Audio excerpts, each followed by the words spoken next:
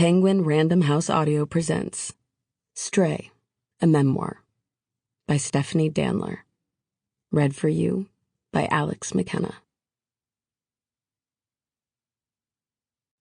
To Matthew and Julian Wilde, the end of this story and the beginning of the next. Now I am quietly waiting for the catastrophe of my personality to seem beautiful again, and interesting, and modern. The country is gray and brown and white in trees, snows and skies of laughter, always diminishing, less funny, not just darker, not just gray. It may be the coldest day of the year. What does he think of that?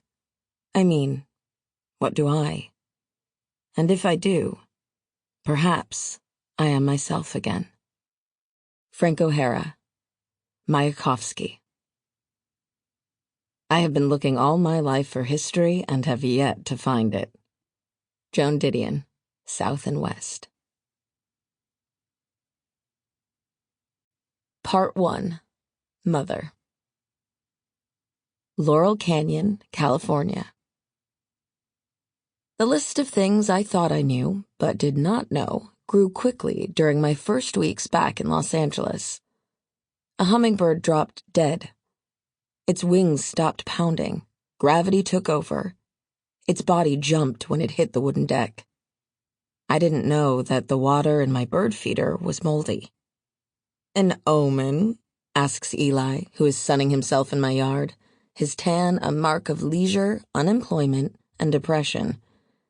It's 2015 and he's living in San Francisco, his startup circling the drain, his bank accounts depleted by a summer in Mykonos, Spain, Tel Aviv.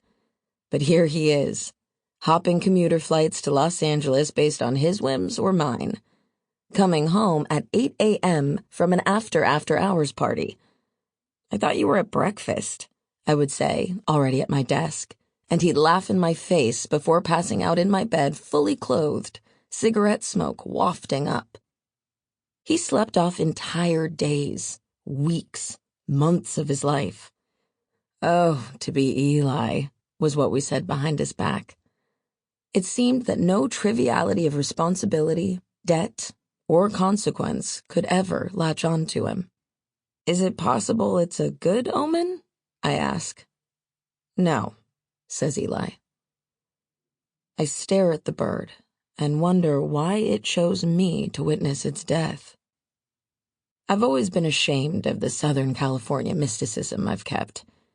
But there it is, the belief in a divine pattern just outside my field of vision. It's given me this seeking frame of mind that never resolves or rests, but wants to move me closer to a fundamental truth. Mystics, I find, ask why before who, what, where, when, how.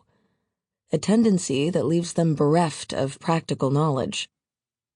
And this is Los Angeles, a town full of oracles, con men, real estate speculators, all high on self-delusion, self-gratification, marijuana, and a shitload of courts. I had just come outside from writing about my father.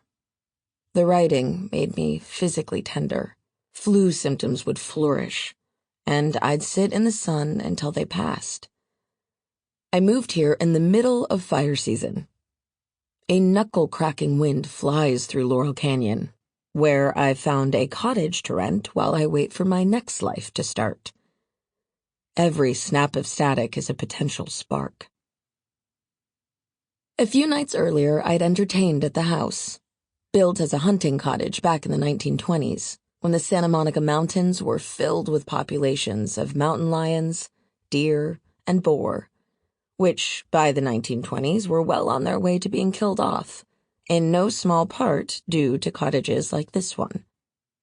There were stone stairs carved into the hillside outside my bedroom that led to an old trail. The trail now led to the mansion above me on the hill, whose pool was resting on stilts that touched down near my house. I heard their pool parties.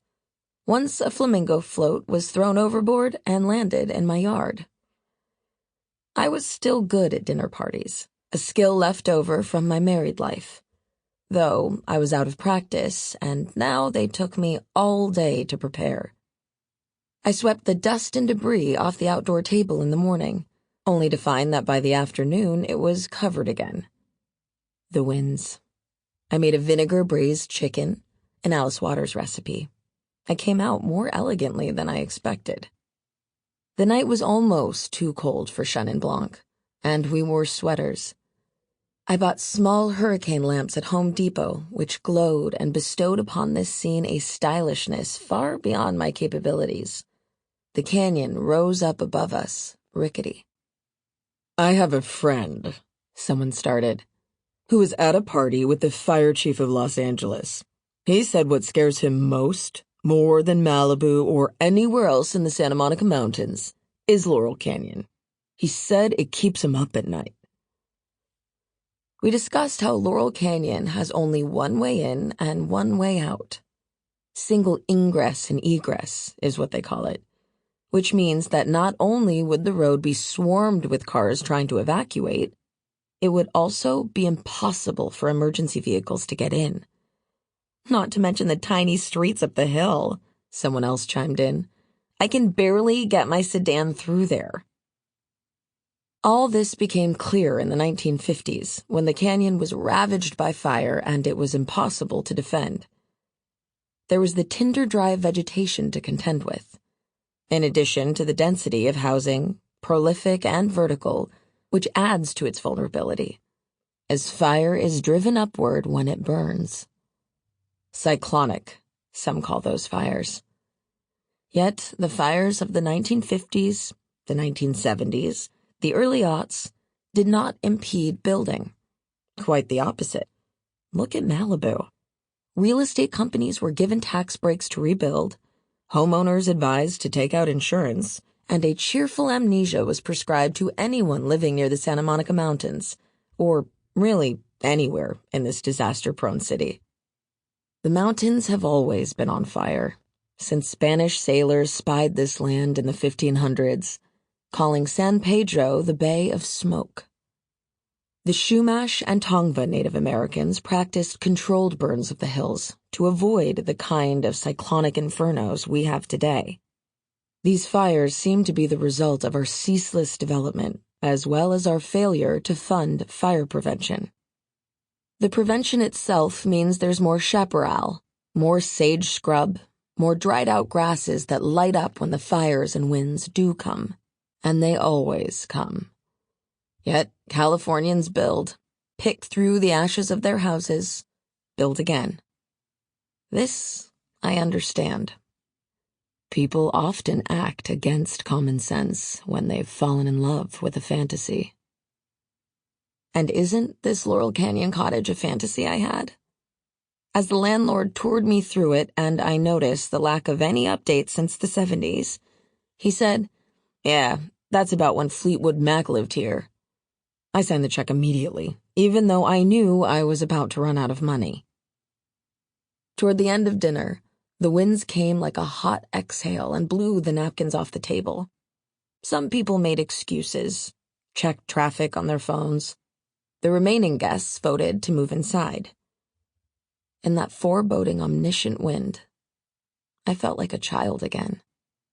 Why did I come back here? I made up stories from the minute I could speak.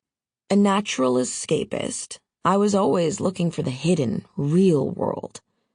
I believed, at points, that it existed underwater or in tide pools, in the roots of trees or in their branches, in outer space, under beds, in forts of blankets, in the house next door.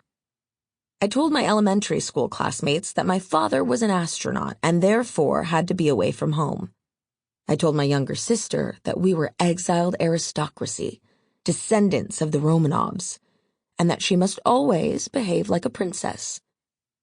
I told my kindergarten friends that I was a mermaid, that I snuck out of my house each evening after putting my mother to bed. I ran to the ocean and spent nights racing in the black water with my real family. This is what children do. Sample complete. Ready to continue?